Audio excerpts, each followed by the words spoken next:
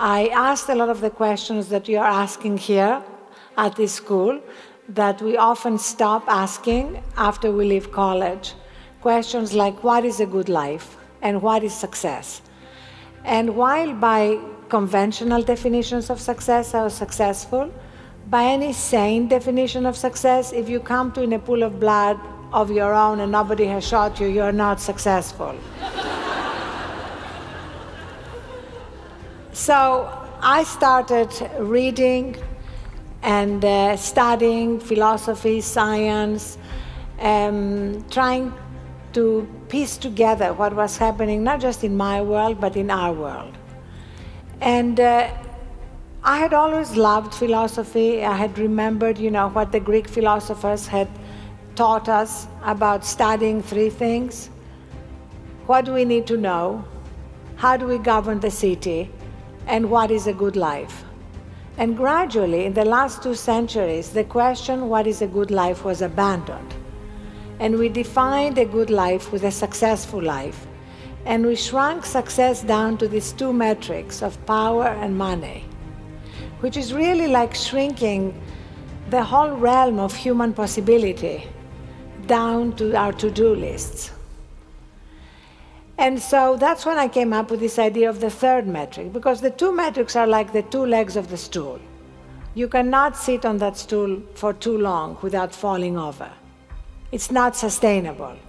The third metric consists of these 4 pillars, and each one of them is a section in the book. First of all, our well-being. Second, wisdom. How do we tap into our own wisdom?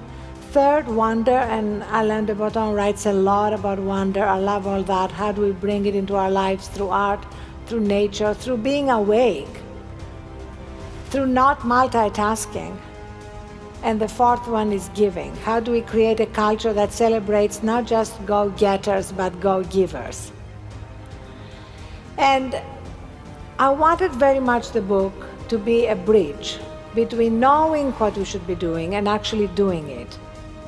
And so, as well as having 45 pages of scientific end notes, because I feel it's extraordinary that modern science now is fully validating ancient wisdom, I wanted to have all these practical steps. So each chapter ends with 3 very small baby steps that each one of us can take right now to begin to bring about these incremental changes. And I'm sure a lot of you are already doing a lot of that.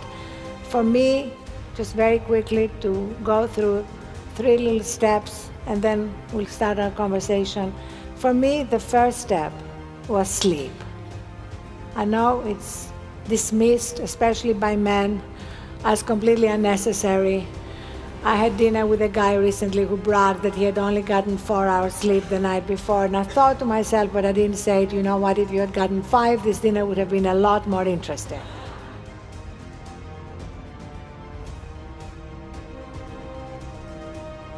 And the science now is incontrovertible. In fact, I told a graduating class that I gave a commencement to at Smith, a graduating class of women, I told them that my advice to them is to sleep their way to the top. And the fact that now it's seen as a miracle drug by science, improving our health, our mental clarity, our joy, shows how far our culture has gone from what is true.